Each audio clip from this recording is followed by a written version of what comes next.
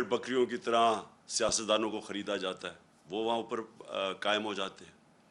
और उसके बाद बजाय ये कि लोगों के हालात बेहतर करें, या जो उन्होंने कहा कि महंगाई बहुत ज़्यादा है, तो इन्होंने महंगाई के ऊपर कोई प्लान लेके आना था, और या इन्होंने माइशत ठीक करनी थी, क्योंकि ये बड़े तजर्बाकार समझे जाते थे, क्योंकि दो ख़ानदान 30 साल से इस मुल्क के ऊपर हुकूमत कर रहे हैं।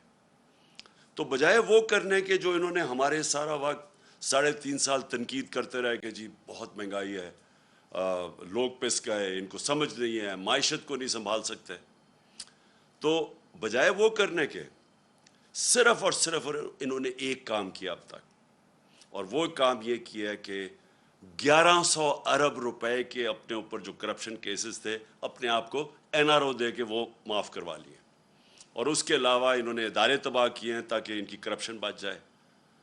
FIA को तबाह, NAB तबाह, सारे जो सिविल सर्विस पुलिस का इस्तेमाल लोगों को दबाने के लिए। तो सिर्फ और सिर्फ इनकी एक कोशिश थी, और वो प्लानिंग मैं बड़ी देर से लोगों को कह रहा था कि इनका सिर्फ मकसद हमारे ख़िलाफ़ जो सारी इकट्ठी भी हुई पार्टीज़, जो लॉन्ग मार्चेस भी की, पीछे सिर्फ एक चीज़ थी कि किसी तरह ये हुकूमत जाए और ये आके अपने आप को NRO दे दें। अब क्या लोगों का गुस्सा क्या है कि आपने लोगों को तैयार किया कि जी बहुत ज़्यादा महंगाई है, लोगों की मुश्किल हालात हैं, यहाँ जनाब लोग तबाह हो गए, और हर रोज़ इनकी स्टेटमेंट्स, महंगाई मार्च। अब लोग क्यों सड़कों पर निकल रहे हैं? सबसे पहले कि लोग ये पूछना चाहते हैं कि कौन सी क़यामत आ गई जब से हमारी हुकूमत गई, और जब से ये 2 महीने, 2.25 महीने में जब से ये आए हैं, क्या हुआ चेंज कि कीमतें भी आसमानों पे चली गई, माइशत भी नीचे, रुपया भी नीचे गिर गया, स्टॉक मार्केट भी नीचे गिर गई। अब जो इंडस्ट्रियल ग्रोथ है, जिसकी वजह से रोज़गार लोगों को मिल रहा था, जो हमने 55 लाख नौकरियां दी थी, उसकी वजह कंस्ट्रक्शन सेक्टर था, उसको हमने उठाया। उसकी वजह थी इंडस्ट्री, लार्ज स्केल मैन्युफैक्चरिंग, जिसमें ग्रोथ हुई, रिकॉर्ड ग्रोथ हुई। उसकी वजह एक्सपोर्ट्स, टेक्सटाइल सेक्टर और सर्विसेज सेक्टर, इंफॉर्मेशन टेक्नोलॉजी के ऊपर 2 सालों में 75% ग्रोथ में, एक्सपोर्ट्स में इजाफा हुआ। तो वो क्या चीज़ हुई कि एक मुल्क एक IMF भी कह रहा था कि सस्टेनेबल ग्रोथ पे निकला हुआ था, ज़राअत में रिकॉर्ड ग्रोथ हो रही थी, यानी फसलों के अंदर रिकॉर्ड ग्रोथ हो रही थी, क्योंकि हमने पूरा एक प्लान बनाया हुआ था, हमने अपनी ज़राअत को उठाने के लिए किसान की कैसे मदद करनी थी, उनके कितने कितने तरीके थे कि हमने कैसे खर्च करना था पैसा ज़राअत पे। देर के बाद ज़राअत ऊपर जा रही थी। वो कौन सी क़यामत आ गई कि 2 महीने में सारा कुछ ही नीचे चला गया, आसमान पे महंगाई पहुंच गई, और जो माइशत है वो नीचे आ गई। आज बेरोज़गारी बढ़ती जा रही है।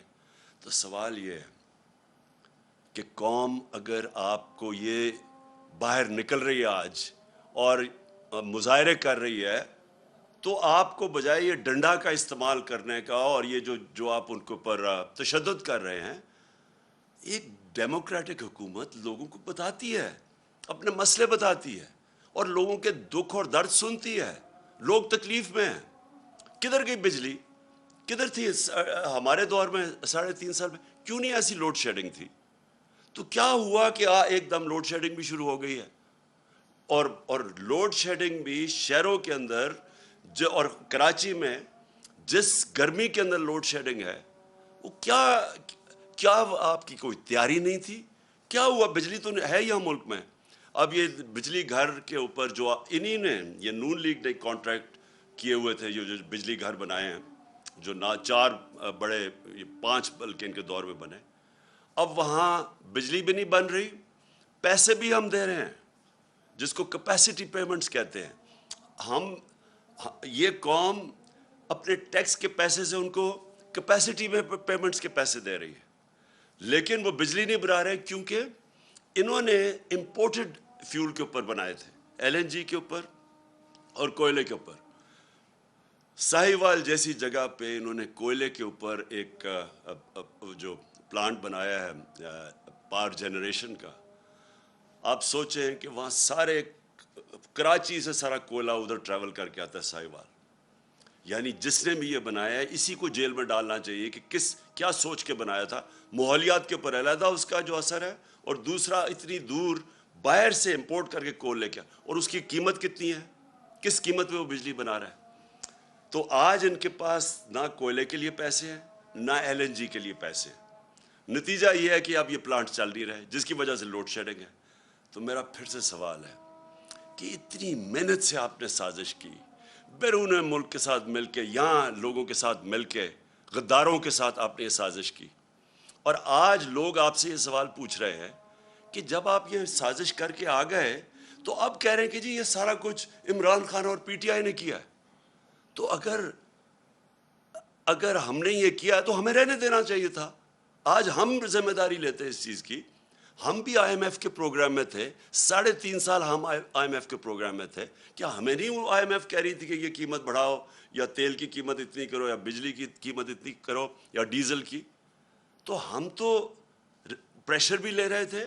اور اس دور, یہ ذرا میں اپنی قوم کو کہنا, جس وقت پریشر تھا قیمتوں کا, اور یاد رکھے آئی ایم ایف کا بھی پروگرام تھا, کرونا بھی ہوا جو ساری دنیا میں تباہی مچائی کرونا نے, اور اس دور میں جو انٹرنیشنل جو کموڈٹی سپر سائیکل, یعنی جو انرجی کی قیمتیں اوپر جائیں ساری دنیا میں, وہ بھی اوپر گئیں. اس کے باوجود ہم نے سب سے سستا ملک تھا پاکستان. آج اگر آپ قیمتیں دیکھیں, جس قیمت پہ ہم ڈیزل بیچ رہے تھے, پٹرول بیچ رہے تھے, بجلی حالانکہ کانٹریکٹ انہوں نے سائن کیا, پھر بھی ہم نے قیمتیں روکی ہوئی تھی. ہم نے سبسڈائز کیا ہوا تھا. ہم نے پیٹ کاٹ کے ڈیزل اور پٹرول کو اور بجلی قیمت نہیں بڑھنے دی. آئی ایم ایف پریشر برداشت کیا, کیونکہ ہمیں پتا تھا کہ لوگوں کے حالات کیا ہیں.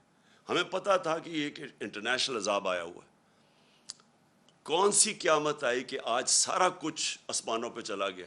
جو قیمتیں انہوں نے بڑھائی ہیں 2.5 مہینوں میں, ہمارے 3.5 سال میں اتنی قیمتیں نہیں بڑھی. کوئی چیز لے لیں, آٹا لیں, گھی لیں, گھی خاص طور پہ لیں, یہ ڈیزل اور پٹرول, بجلی کی, ابھی تو لوگوں کو بجلی کے بل آنے ہیں.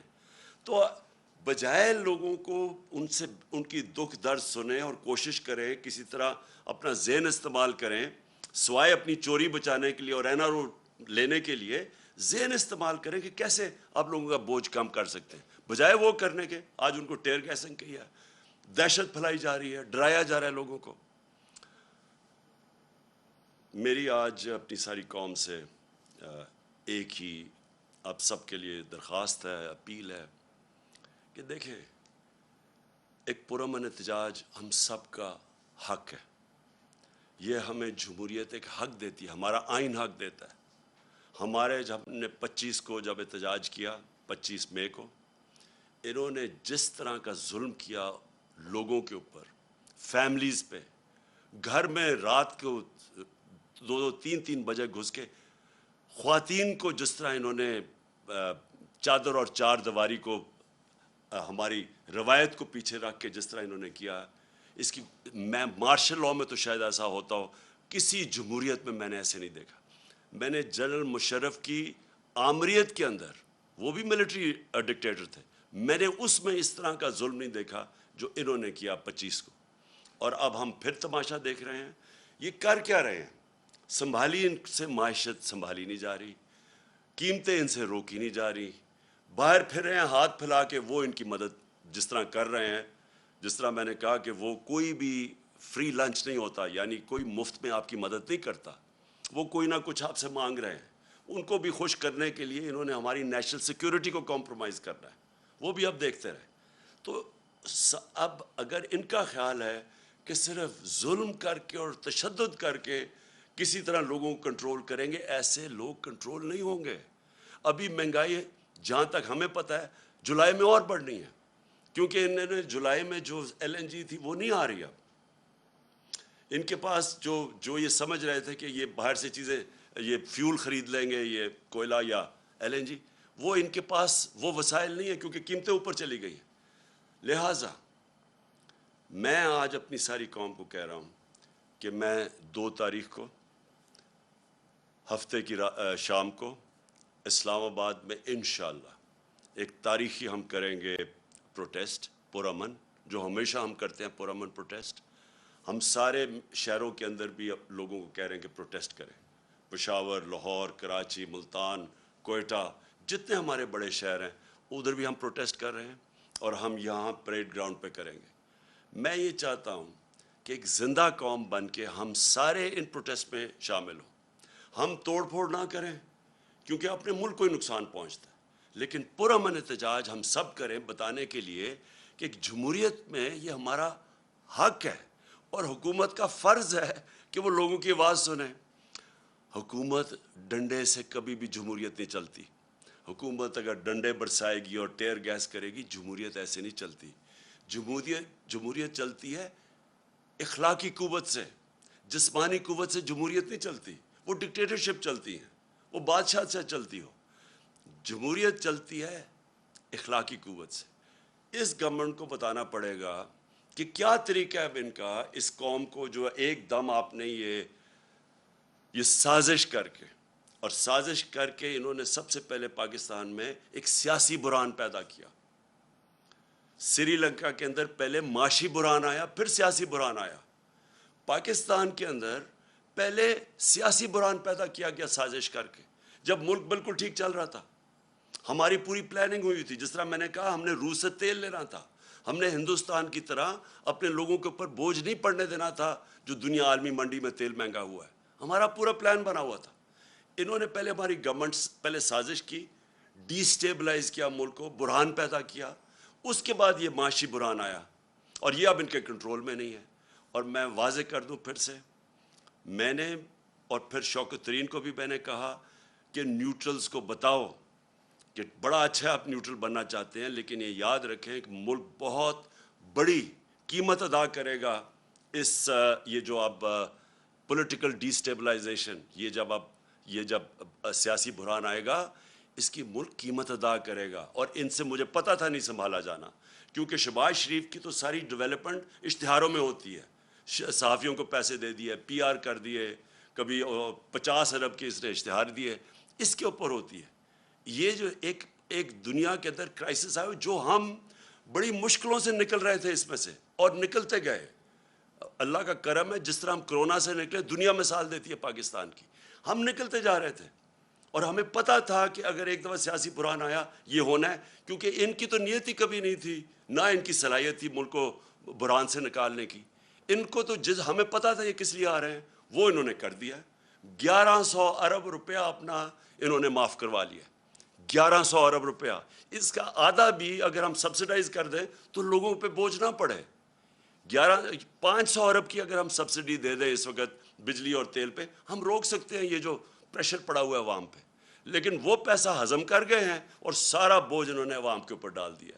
تو میں اس لیے اپنی ساری قوم کو آج اپیل کر رہا ہوں اور درخواست کر رہا ہوں کہ دیکھیں، ہم توڑ پھوڑ سے ملک کو نقصان ہوتا ہے، لیکن جو ہم کر سکتے ہیں، ہم نکلیں، پرامن احتجاج کریں، لوگوں کو بتائیں کہ ہم ایک زندہ قوم ہیں. ہم یہ چپ کر کے یہ ظلم جو کر رہے ہیں اس ملک پہ کہ خود اپنے آپ کو اربوں روپے کی کرپشن بچائیں اور یہاں اس ملک کے اوپر بوجھ ڈالیں، ہم یہ برداشت نہیں کریں گے. اور یہ جو ایک آخر میں انہوں نے ایک ڈرامہ شروع کیا ہے کہ پاکستان کو انہوں نے نکالنے کے لیے کوئی احسن اقبال نے کوئی ڈرامہ شروع کیا ہے کہ ہم اکانومی کو کیسے ریوائیو کریں گے. اگر آپ نے وہ بجائے یہ سارے پیسے خرچ کر کے یہ ڈرامہ کرنے کے، میں آپ کو آخر میں بتاتا ہوں کہ کیسے آپ کے پاس ایک ہی طریقہ ہے کہ ہماری معیشت کو ٹھیک کیسے کر سکتے ہیں.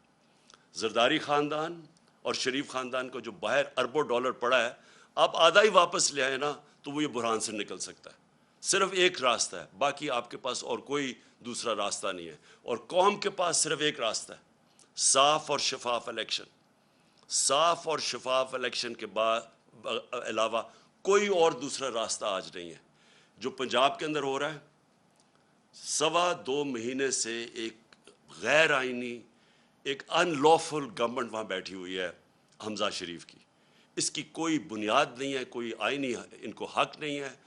شکر ہے وہاں عدالتوں نے اب پہلے تو الیکشن کمیشن کو ایکسپوز کر دیا کہ انہوں نے غیر آئینی طریقے سے ہمارے 5 ریزرو سیٹس کو موقع نہیں دے رہے تھے. وہ شکر ہے عدالت نے ان کو ایکسپوز کر دیا، کیونکہ الیکشن کمیشن میں نے اپنی زندگی میں ایک جانبدار ایک بائس الیکشن کمیشن میں نے نہیں دیکھی جو ایکسپوز ہوتی جا رہی ہے.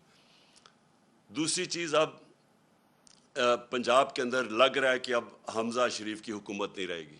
اور میں آج خاص طور پہ آخر میں کیونکہ 20 بائی الیکشنز آ رہے ہیں پنجاب میں اپنی پولیس اور اپنی بیوروکریسی کو میں ان کو پیغام دینا چاہتا ہوں کہ دیکھیں جو ابھی تک آپ حرکتیں کر رہے ہیں, جو آپ نے ان کے حکم کے اوپر, یہ شریف مافیا کے حکم کے اوپر جو آپ نے 25 کو ظلم کیا لوگوں کے اوپر, اور یہ جو جس طرح کی اس وقت دھاندلی کی تیاریاں ہو رہی ہیں پنجاب کے بائی الیکشنز میں, دیکھیں اب کوئی چیز چھپی نہیں رہتی ہے. سوشل میڈیا کا زمانہ ہے, سب کی شکلیں بھی ہمیں پتہ ہے جن پولیس آفیسرز نے ظلم کیا ہے, یہ سارا ریکارڈ کے اوپر ہے. اب جو یہ آپ حرکتیں کر رہے ہیں انہوں نے تو رہنا نہیں ہے, لیکن آپ جو تنخواہ دار لوگ ہیں آپ کے لیے مشکلات آئیں گی اگر آپ نے غیر قانونی اور غیر قانونی سٹیپس ہمارے خلاف کیے. میں یہ صرف آپ کو اس لیے کہہ رہا ہوں کہ ہر تنخواہ دار کا اپنی فیملی کو سنبھالنے کا وہ سوچتا ہے کہ اپنے بیوی بچے ہیں ان کے لیے. تو اگر آپ نے یہ غیر قانونی چیز کی جو ابھی تک آپ کر رہے ہیں اور جو آپ میں سے کر رہے ہیں وہ سب کو ان کا ہمارے پاس ریکارڈ ہے. اور جن پولیس والوں کو جس طرح میں نے کہا وہ تو اب ویڈیو کے اوپر آ گیا ان کی شکلیں. تو دیکھیں یہ ملک بڑی تیزی سے نیچے جا رہا ہے اس سازش کی وجہ سے اور ان لوگوں کی وجہ سے. اور آپ جو بھی پاکستانی ہیں آج, اگر آج آپ کو نہیں نظر آ رہا کہ 2.25 مہینے میں کدھر سے کدھر لے آئے ہیں پاکستان کو, اور اب مزید اور آگے کدھر جانے لگا ہے, آپ کو اگر ابھی نہیں آپ کو پتہ تو آپ کو پتہ چل جائے گا. تو اس لیے میں سب کو پھر سے آخر میں دعوت دے رہا ہوں, پرامن احتجاج ہفتے کی شام